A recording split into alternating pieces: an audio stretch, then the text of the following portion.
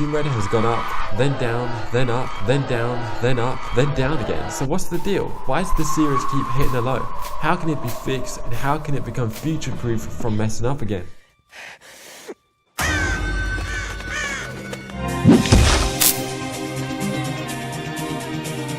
Welcome to Reason Choice, how are you? I've been proper into Tomb Raider since 1997, only 1 year after the first game came out. So I've been following the games release on release with anticipation, played them all over and over and over and over, had strong opinions on them, and gauged a feel for what the consensus on each title has been, regardless of my own actual opinions. This has been because I've always read comments, viewed and participated in forums, watched review videos on each game as and when, seen multiple documentaries from retrospective angles and then current angles. And so, I've come to understand when popularity has skyrocketed or nosedived. I've seen when fluctuations have matched changes within the games themselves. With that in mind, none of this is super definitive, but let me give you a highlighted history on Tomb Raider and my angle on where and why I think that the toss the average gamer gives has shifted.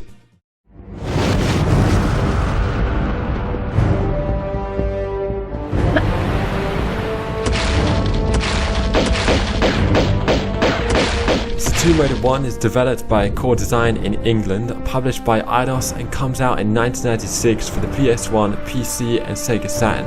It was a crazy smash hit because so many things came together at the same time. Lara Croft was the first notable female carrying her own game, which happened at an important social time for female empowerment, or girl power as the Spice Girls put it. The game, on a technological level, was a groundbreaking step forward unlike anything before, especially where usually 3D games were these silly cartoony worlds, that this was realistic and somewhat grounded, therefore provided something different for the market. It also legitimately turned out to be a really top quality product in itself. All of its levels were these exotic, varied, complex, non-linear, grandiose, ancient, isolated spaces with bags of atmosphere, traps, a variety of animal enemies, a cinematic presentation, and all with beautiful music. You had full, non-automated control of Lara to promote immersion and responsibility of keeping her alive, right down to having to hold the action button to keep Lara hanging on ledges. Every little aspect of the game was just on point and at the right time for the gaming population.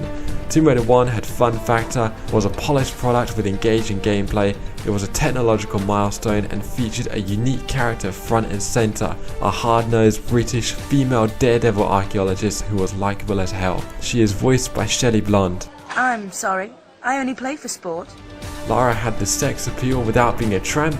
At least in the games themselves, marketing material was different territory, which straight males liked, which isn't a bad thing, but her cool confidence, intelligence and bravery was something that spoke to females, so there was something for everyone. She was a coy, slightly reckless anti-hero and a woman of few words, being pleasant in her interactions and threatening only if anyone stood in her way.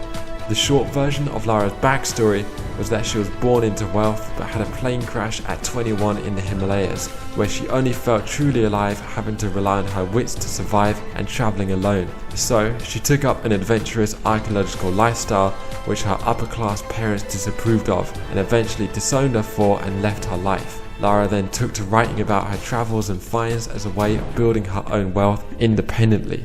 Now that is a solid character right there with a unique biography.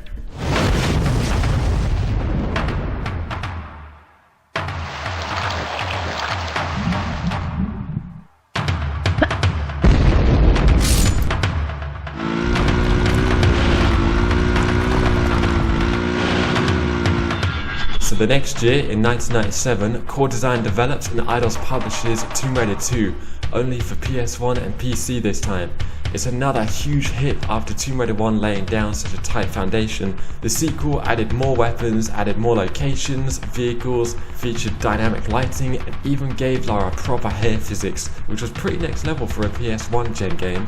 Some other changes included outdoor environments, the introduction of urban levels, and a huge increase in human enemies which were rare in Tomb Raider 1. Lara was now voiced by Judith Gibbons. Pardon me, if that was just your way of trying the doors for me. Generally, this was very well received, not a heap of complaints. Some people said there was too much combat though, but it is one of the fan favourites. Lots of people have this as their all-time favourite Tomb Raider. So, the series is doing the right thing commercially and is innovating as much as Core Design can do within the year-long timeframes Eidos were giving them.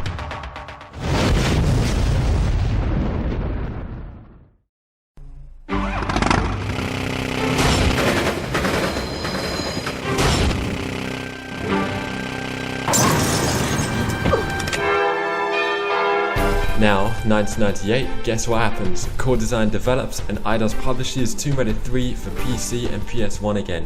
The innovations here include even more vehicles, more outfits for Lara, a graphical upgrade in its lighting and particle effects, new moves, and the ability to choose what order you travel the world in. In pop culture, Lara's popularity was climbing and she was fully becoming a household name. Great brand exposure. A couple of cracks started to show in the game though. Critics complained about the lack of innovations of much actual substance. A lot of players didn't like the further increase of urban environments and found the heightened difficulty to be a little bit too tedious and elusive. Having said that, it was still a solid product, still has a lot of love for it, and is still one of the fan favourites. Performed very well once again. A lot of people believe it fine-tuned the Tomb Raider experience, and some people find it to be frustrating. I'm personally in the former.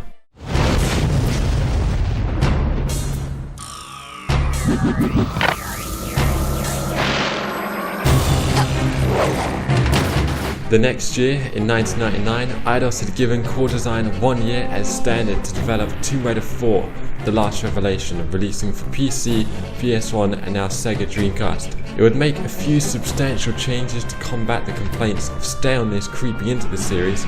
Some of those included the removal of Lara's home that had continuously evolved over the previous 3 games, this was due to plot elements, the reintroduction of almost exclusively ancient spaces, hub areas with branching off levels entwined with one another, and it scaled back on its outfit and location diversity, choosing to focus on a more tightly crafted Tomb Raider experience with a much more present storyline. Lara's character model was graphically upgraded with skinned joints, a rarity for PS1 games. This was the longest Tomb Raider yet.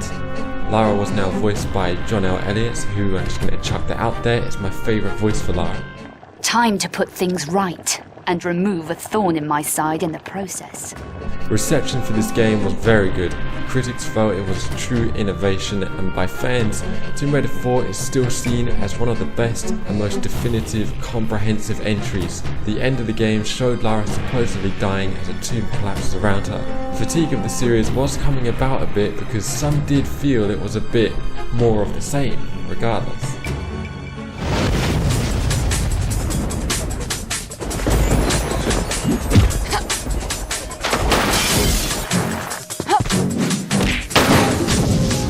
In the year 2000, some of Core Design would go on to conceptualizing and preparing for next generation Tomb Raider for PS2, but in the meantime, the rest of them developed and Eidos released Tomb Raider 5 Chronicles for PC, PS1 and Dreamcast in the year 2000. This was very much a filler game just to get something out the door to please Eidos. The game played out as a few flashback mini adventures told from the perspective of some of Lara's friends who believed she was dead. It would be the shortest Tomb Raider out of all of them with almost no innovations or graphical upgrades. It was still quite fun, but Core Design's heart weren't really in it. They wanted to get onto developing Tomb Raider for the next gen. Sales and the reception for Tomb Raider 5 wasn't good at all. It was seen as tired, but 1 game out of 5 not doing so well wasn't the end of the world. It didn't hurt the brand horribly since it was a lower key release, and excitement was still primarily for next gen Tomb Raider. The end of Tomb Raider 5 showed Lara's backpack being found, implying that she lived.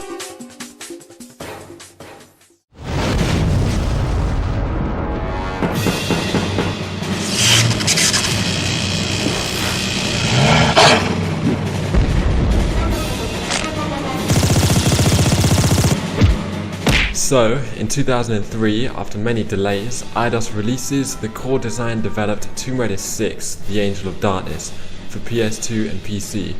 Now, production of this game went through development hell.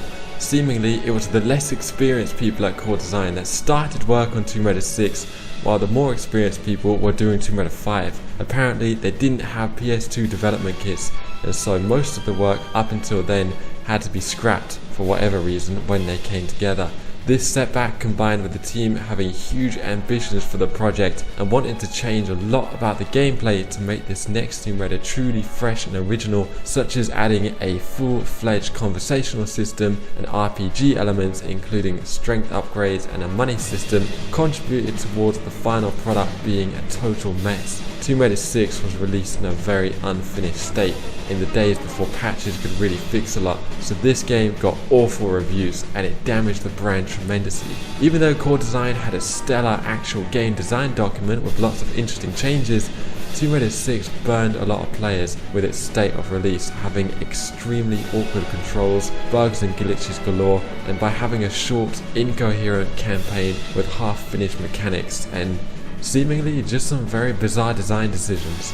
Core Design wanted to address complaints of staleness by doing something truly new and innovative, taking inspiration from other games like Metal Gear Solid.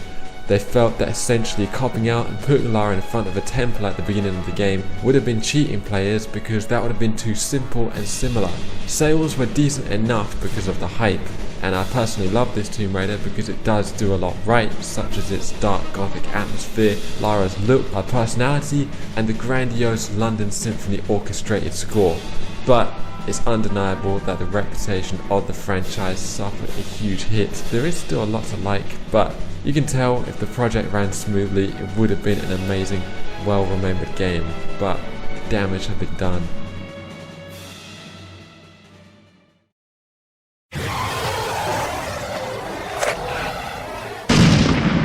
So that was that. 2 years before, in 2001, the first Tomb Raider film with Angelina Jolie came out, distributed by Paramount, titled Lara Croft Tomb Raider. It did really well, made a lot of money, and popularized both Lara and Angelina even more than they already were.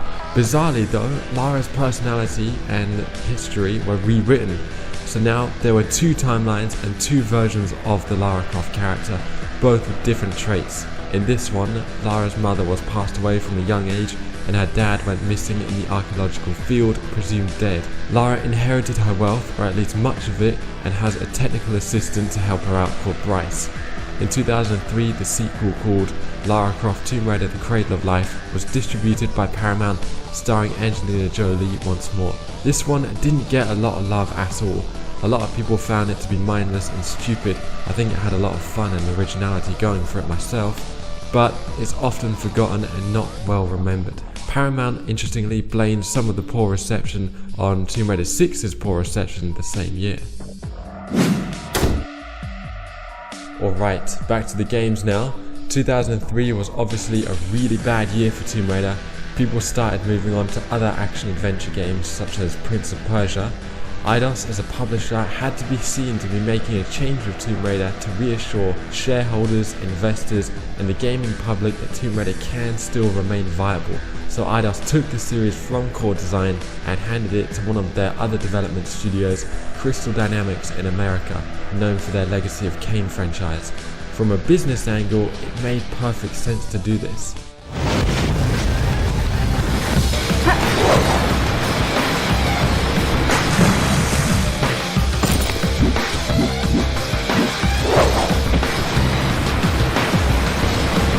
In 2006, Crystal Dynamics developed and Eidos published Tomb Raider 7 Legend for all major platforms at the time. Crystal had made huge changes to the gameplay and Lara herself, rebooting the franchise. The game still followed the same basic formula of the classic PS1 Tomb Raider games, but at face value only. The gothic atmosphere and slightly more adult vibe was replaced with a cheesier experience. The complex, intricate, sprawling level designs of the Core Design games were streamlined down into very linear, smaller scale, bite-sized levels, designed to be more easy pick up and play to the casual gamer, featuring only 8 levels. That sense of large range exploration was partially lost. Lara's controls and the feel of movement were heaps more fluid, slick and easy to master instantly, taking a lot of inspiration from Prince of Persia. But this was at the expense of not having as much control or responsibility of Lara as before. Now, she would automatically grab onto ledges and magnetically gravitate towards them if you were in any region of them after jumping. Multiple jump sizes were reduced into smaller, universal sized jumps, taking away the need to plan your moves and align Lara, therefore diminishing the level of danger or the sense of you are in control, along with other automated mechanics. Lara now moved much quicker, but with cartoony animations that had no sense of weight or human momentum like before. When it comes to Lara herself, Crystal Dynamics changed her look, rewrote her biography, and overhauled Lara's personality beyond recognition. She may resemble classic Lara at face value, but beyond that, she was an entirely different character. She was given a tech assistant called Zip and a historian assistant called Alistair, who was in constant communication with Lara throughout each level, taking away that engaging atmosphere of isolation, instead replacing it with jokes, hints and chatter. Keeley Hawes became the voice of Lara, giving us a much softer, warmer and almost motherly sounding Lara. Isn't she beautiful? I'm falling in love all over again. This was now the third version of the character, with a third personality and a third biography, or second if you don't care about the films. This time, Lara's backstory involves suffering a plane crash at the age of 9 in the Himalayas with her mother, who disappeared in a time rift when they both found a Nepalese temple. Her father spent much of his life trying to find her and died in the field at some point. Lara's adventure was now motivated by finding her long-lost mother rather than playing for sport, no longer so much an anti-hero as before. Tomb Raider 7 took a lot of inspiration from the films rather than the strengths of the preceding games before it. Sounds like it would turn out to be a massive failure, doesn't it? But it wasn't. The huge changes paid off, and Tomb Raider 7 put the series back on the radar. I myself didn't like any of these changes, but I remember loads of people were playing it that hadn't cared about Tomb Raider before, because ultimately it was a solid product and a fun game. It got casual gamers in because it was designed as a short, sharp thrill ride. So Tomb Raider 7 sold very well and very quickly and was critically praised. Inevitably, the massive changes did divide the fanbase. There were those that favoured the core design games and their harder version of Lara, and those that preferred this new style of Tomb Raider and enjoying Lara's newly introduced family problems. Not often would you get people in both camps due to the stark differences in offerings. Core Design was still in existence at the time and pitched a remake of Tomb Raider 1 to Eidos with a video, but Core Design was soon sold to an outside business, and because of the success of Tomb Raider 7, Eidos requested the remake be done by Crystal Dynamics instead.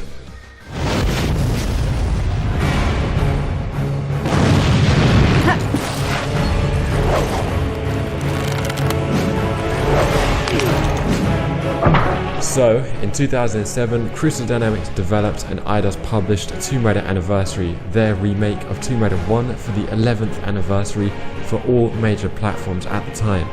This game was a lower key release with not a lot of advertising, and it would follow the drastically changed gameplay style introduced in Tomb Raider 7, the style of which was at a mismatch with how Tomb Raider 1 was designed.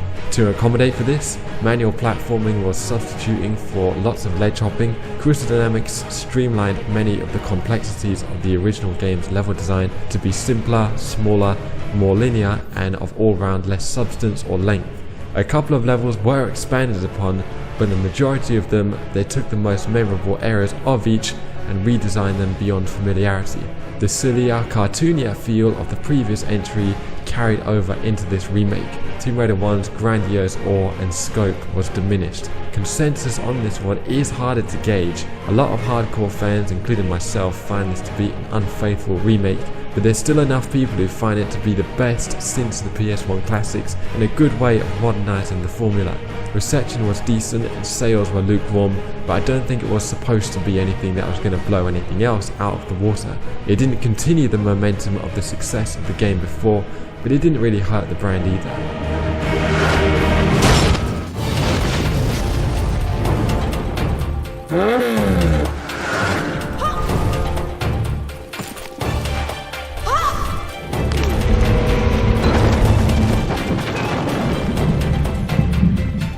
In 2008, Crystal Dynamics developed and Eidos released Tomb Raider 8: Underworld. This was now made primarily for the next generation of consoles. Crystal Dynamics seemingly wanted to get core design fans on board by making a few concessions to their style. Tomb Raider 8 would see the removal of Zip and Alistair during gameplay, fewer human enemies, larger levels with more exploration, a more comprehensive moveset, a darker tone and a slightly harder Lara. The end result was a slightly bizarre amalgamation of half-implemented core design elements with Crystal Dynamics' own style. Reception and sales was not amazing. 30 people at Crystal Dynamics were laid off after release. It seemed like some of these changes were not to the taste of new fans, but at the same time, old fans didn't find the attempts to provide a more traditional Tomb Raider experience to be full-hearted enough to really scratch that itch left by core design's departure. That's one of the reasons as to why I think popularity declined. The second reason is because the actual game itself was rather unpolished and simply lackluster, not even compared to the competition, which brings me to the third reason. The competition. The year before, in 2007, Tomb Raider's biggest competitor, Uncharted, would hit the market. Uncharted 1 was a very story and character driven linear experience with lots of shooting and some light ledge hopping. As much as it looks like it's trying to copy Tomb Raider, it was actually not and was a different type of game overall. It just happened to share the same treasure hunting action adventure gaming space, so comparisons were always inevitable, and since it did what it does with extreme polish, attention had turned to Uncharted. Tomb Raider 8 hadn't caught up with its level of polish after being released the year after. Eidos, who had always published Tomb Raider, hit a financial rut and were bought out by Square Enix, who acquired all of their assets. The next Tomb Raider would not come about until 2013. In 2009 and 2011, Uncharted 2 and 3 would come out, respectively, incrementally increasing in production value and raising the benchmark higher and higher. Even though the Uncharted series offered a different experience for Tomb Raider still had to do something big to rise to the top again after falling to a slump again.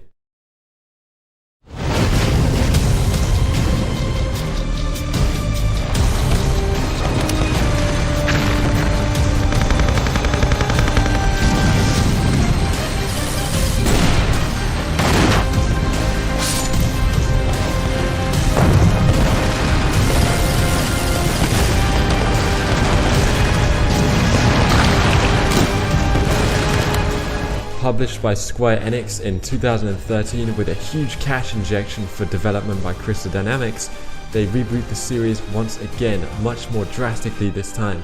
It is simply titled Tomb Raider and carries overhauled branding and a new, grittier attitude, complete with an 18 rating for the first time. Lara's personality was switched out again with not even a surface level resemblance to what came before, creating a fourth timeline in the franchise, or third in the gaming medium. Lara's biography had her with dead parents and an inheritance waiting to be taken, but she didn't wish to acknowledge their death by taking it. This time around, she is younger, inexperienced, even softer, and frequently doubtful of herself. She develops some hardness and determination, but those character ingredients don't result in a familiar personality. They wanted to make Lara relatable, and in doing so, seem to have removed her from having any personality of any kind. However, many still found her to be a great and engaging character. Lara still comes from England, but this time is very Americanized now, using American slang and seemingly no British English. Camilla Luddington now voices Lara, who is from England herself, but has spent so much time in the States that even she frequently slips up her accent, giving Lara a half American accent now. Myths are usually based on some version of the truth. What if Yamatai was somewhere in the triangle itself?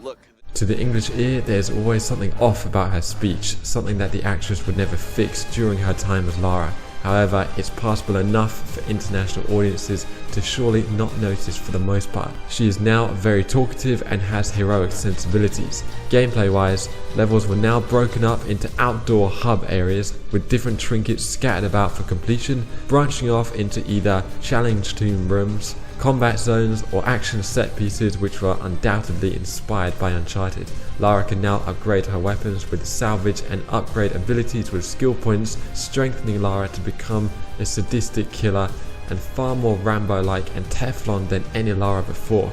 This was a mechanic that proved successful with other games at the time, which were now the rewards for off-path exploration. Whilst at face value the series couldn't be further from the core design games, exploration still returned with a little bit more substance than it actually had with the Legend iteration. even if the tombs themselves were reduced into singular rooms. The game had a strong focus on brutal combat, storyline and handholdy style action. Online multiplayer was included to further checklist what was popular at the time. Once again, changes paid off massively. The Tomb Raider brand was being talked about, was seeing success again, and it wasn't embarrassing to admit you're a Tomb Raider fan. It hit the mark for a lot of people, casual players, it had fun factor, it was very high production value, so Tomb Raider was fully back in the public eye again. The brand had a daring new refresh and brought in a whole new audience. Unsurprisingly, the extensive changes divided much of the fan base again, which could be observed as 3 different camps, reflective of the 3 very different iterations of Lara and Tomb Raider. Not everyone was divided, but enough was to make it worth mentioning.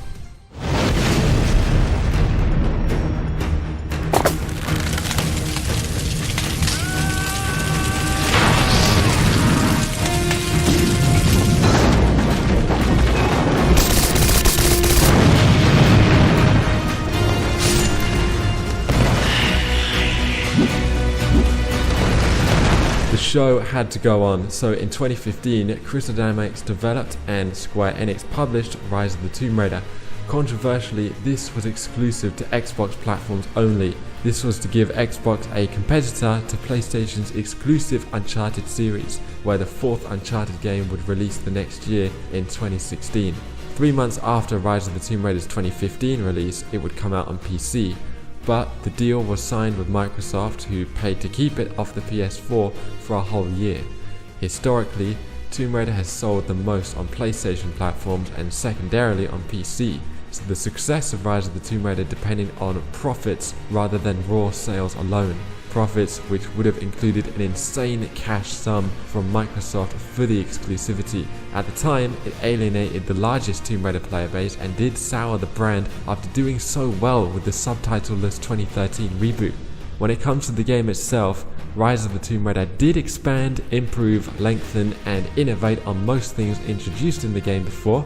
It's come to be seen as a very strong game, but was a slow burner initially due to the exclusivity deal. Consensus is that the 2013 game was a tighter package overall, as it did have more impact.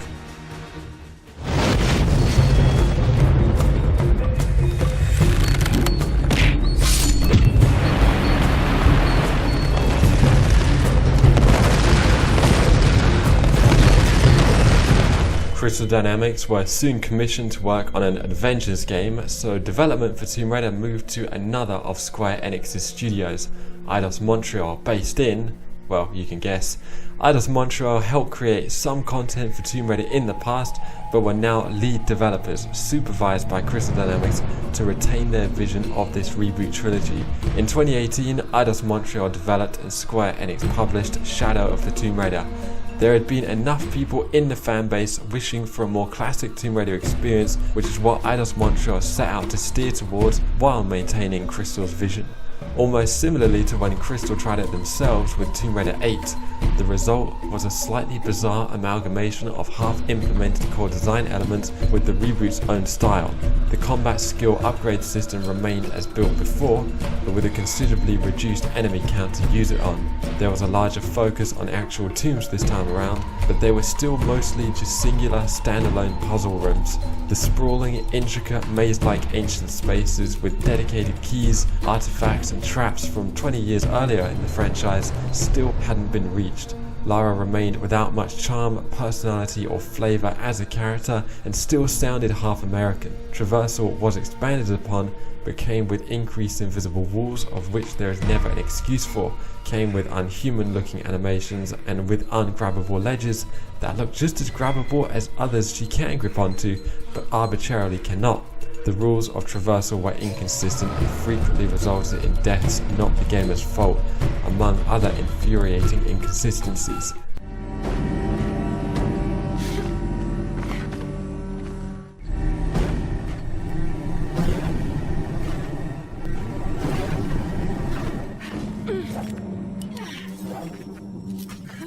This, combined with a slightly lower production value, polish, and from some of the damage done by the previous game's exclusivity deal, is why Shadow of the Tomb Raider kind of went under the radar. No one was really talking about it, no one really cared a whole lot. reception it did get was mixed, and so Tomb Raider's kind of gone into a lull. Again.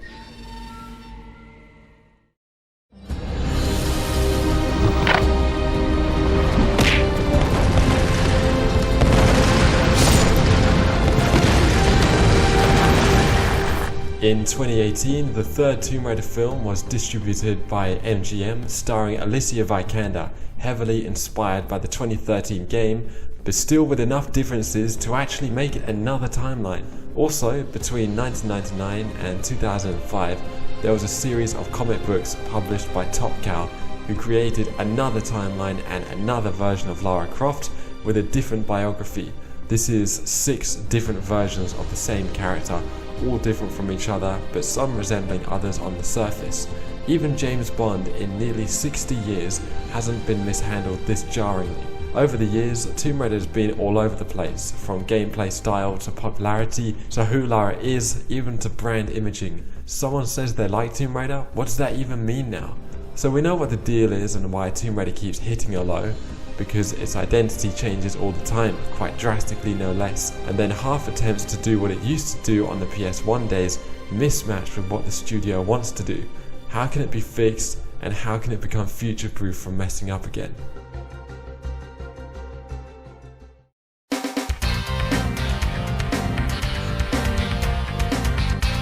Well, here's my idea. I'm going to take a leaf out of Crash Bandicoot and Spyro's books, because a few years ago, if you said you liked Spyro or Crash, it kind of meant nothing and anything at the same time, because they were doing their own weird thing and had gone off in different directions from their roots.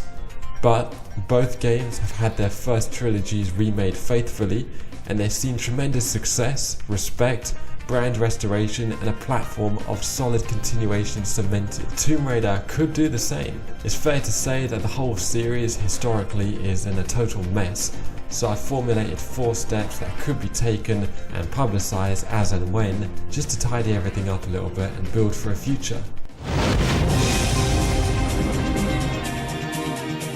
The series has seen tons of different logos and brandings over the years. I'm going to give you a super quick history on the core design logos, and you'll see why it's relevant.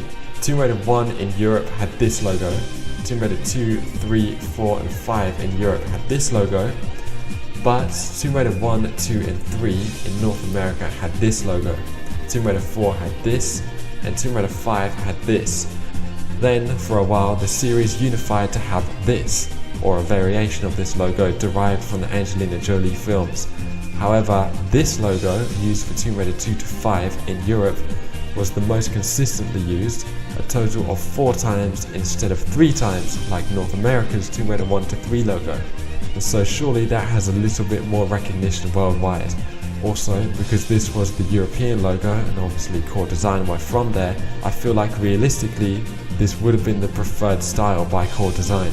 So going forward, I would essentially recreate this logo with a modern touch and cement that as the standard go-to definitive branding for the series in future. But first things first, I would delete all content on the Tomb Raider social media accounts, retaining likes and nothing else. I would then place the new logo as the profile picture on each account without explanation. Step 2. Press release. A week after the last step, I'd release a statement of announcement to the effect of something like, now that the Survivor trilogy is wrapped up, we wanted to go back to the original and the best version of the iconic character Lara Croft. We feel that the original 3 adventures deserve to be remade and presented to the current audience.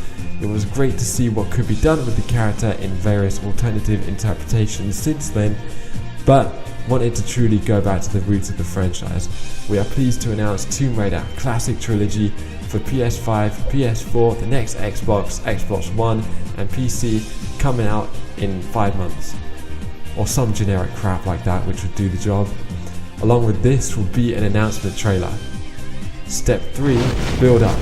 No special planned here, just a trailer every month or 2, such as gameplay trailer, story trailer, environment trailer, combat trailer, comparison trailer, and with screenshots in between as standard. Step 4. Release. Obviously, from a core design fan perspective, this would be a dream, but from an unbiased business perspective, I actually 100% believe that remakes of Tomb Raider 1 to 3 would be a huge financial success, and would restore the brand for the following reasons. Firstly, there is a gap in the market for the type of game that Tomb Raider used to be. No one knows that it automatically wouldn't be successful because nothing presently has tried and failed at it. As mentioned, Tomb Raider 8 and Shadow's half-hearted attempts at classic Tomb Raider elements with other failed aspects resulting in the poor reception do not discredit this notion. A few years ago, people said that survival horror was dead. Now, look at Resident Evil Remake 2, Resident Evil 7, The Evil Within, The Last of Us, and at the start of this console generation, people baselessly assumed that big budget mascot platformers were undesired. Then, the successful Ratchet & Clank 2016 came out. Then there's the huge success of the Crash and Spyro remakes. A few years ago, people said single player games were dying out. Well, look at the success of Spider-Man, God of War, and Horizon Zero Dawn. So anyone who thinks that the classic formula, obviously with a few modern tweaks, wouldn't work, prove it. Secondly, I've seen with my own eyes on so many Instagram comments and elsewhere saying that they want classic Lara back whenever Eidos Montreal released a new ugly tribal outfit for Shadow. Even females were asking for short shorts. There is absolutely a demand for this type of fantasy character / game. Thirdly, the successful remake train that Crash, Spyro and Resident Evil 2 set is continuing with the Medieval remake and possibly more. Tomb Raider 1 to 3 were strong games that a lot of people have a lot of love for, and the timing for remakes in general is so spot on. Nostalgia only amps that up by going hand in hand with this trend. Anyone who passes off old school Tomb Raider as you only like it because of nostalgia is an idiot, because nostalgia wouldn't be there if the thing wasn't good in the first place. Lastly, just picture with your imagination an announcement trailer featuring Tomb Raider 1 to 3 remade with better than Uncharted 4 level graphics on the PS5, with a colourful popping art style. Pure nostalgia for classic fans and newer fans and the gaming population alike would easily get pumped to see such a colourful but real world pulpy adventure game, and it would serve as a great chance for a new generation to see where Tomb Raider started. An adrenaline pumping trailer like this could be electrifying if edited right. All this combined with how I'd envision classic remakes as essentially retaining the original level designs with improvements such as reduced block pushing for Tomb Raider 1, difficulty options for frequent or infrequent save crystal checkpoints, on-off go over there camera, on-off verbal hints, reboot Tomb Raider based controls but with paired back mid-air steering, manual grab, not hold, and with combat being zoomed out over the head manual aim, allowing for running and dodging while aiming. Think of Ratchet & Clank's combat. A few more cutscenes here and there could strengthen the storylines as long as it doesn't interfere with gameplay. No one likes or wants forced walking. Not much fun. The tomb is beyond that door.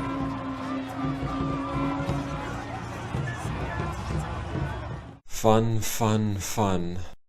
Tomb Raider Anniversary would have to be used as a guideline on how not to approach such a project. I have no doubt in my mind that classic remakes could be a huge success if handled faithfully.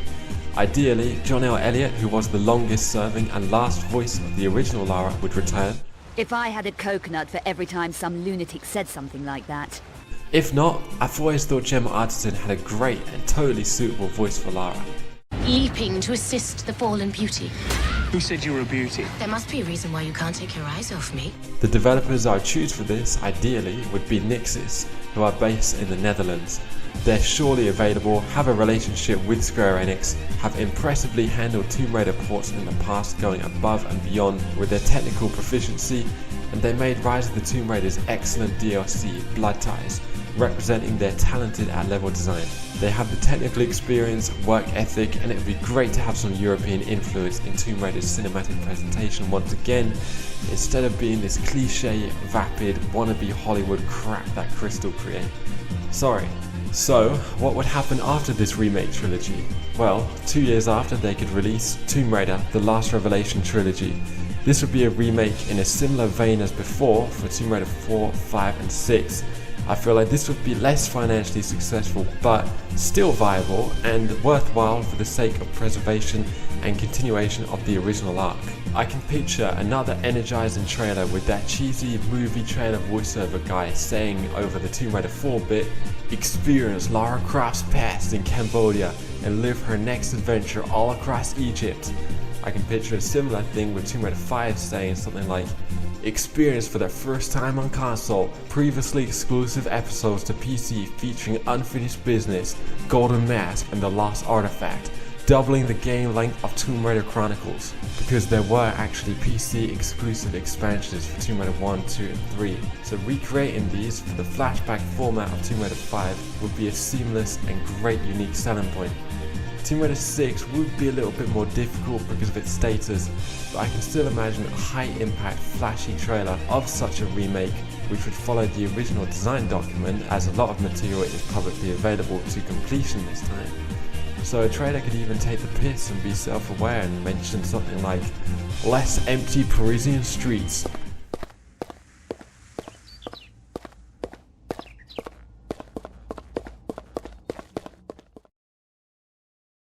and more badass Lara Croft, less invisible quicksand.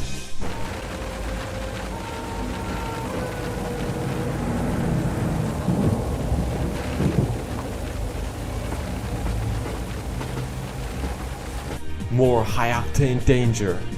Yeah, I know, it's cringy as hell, but it would get the job done. Would there be Tomb Raider fatigue? No, because there's a gap in the market, and the nostalgia factor would eliminate part of that.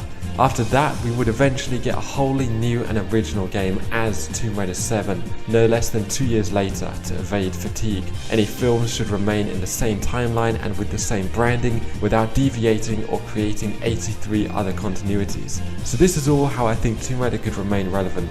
Stick to what it did well back at Inception, finesse the original brand imaging, jump on the remake train and move forward from there while actually understanding and respecting its roots.